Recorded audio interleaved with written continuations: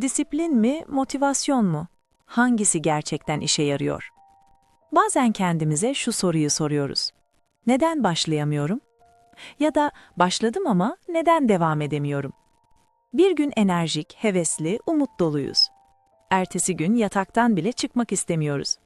İşte tam bu noktada iki kelime sürekli karşımıza çıkıyor. Motivasyon ve disiplin. Peki hangisi gerçekten işe yarıyor? Başarıyı, değişimi ve sürekliliği hangisi getiriyor?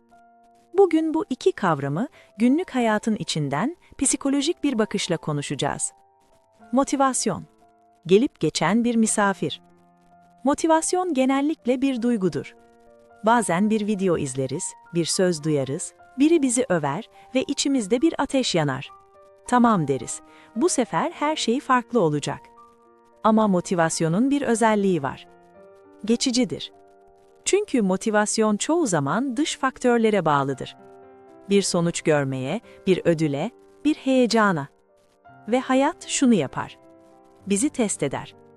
Yorgun olduğumuz günler olur. Moralimizin bozuk olduğu anlar gelir. Kimsenin bizi alkışlamadığı zamanlar olur. İşte motivasyon tam da bu anlarda sessizce ortadan kaybolur. Ve biz şunu söyleriz. Motivasyonum yok. Aslında olan şu. Motivasyon görevini yapmıştır ama sürdürülebilir değildir. Disiplin. Duygular olmasa da devam etmek. Disiplinse bir duygu değil, bir davranış sistemidir.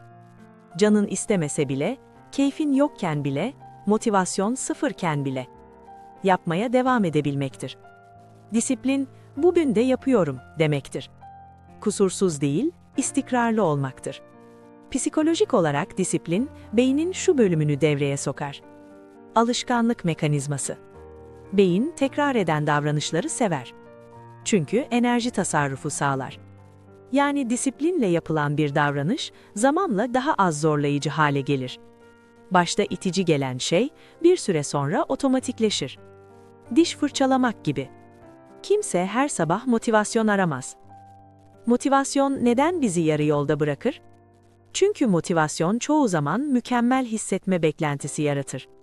Hazır hissetmeliyim, içimden gelmeli, doğru ruh halinde olmalıyım. Ama gerçek şu. Hayat nadiren ideal şartları sunar. Motivasyona bağımlı yaşamak, duyguların insafına kalmaktır. Ve duygular dalgalıdır. Bugün var, yarın yok. Disiplin neden daha güvenilirdir? Disiplin şunu söyler. Hislerim değişebilir ama davranışım değişmez. Bu duyguları bastırmak değildir. Aksine duygulara rağmen yön seçebilmektir. Disiplinli insanlar süper güçlü değildir. Onlar da yorulur, sıkılır, vazgeçmek ister. Ama aralarındaki fark şudur. Kararlarını anlık hislerine göre değil, uzun vadeli değerlerine göre verirler. Peki, hiç mi motivasyona ihtiyacımız yok? Elbette var.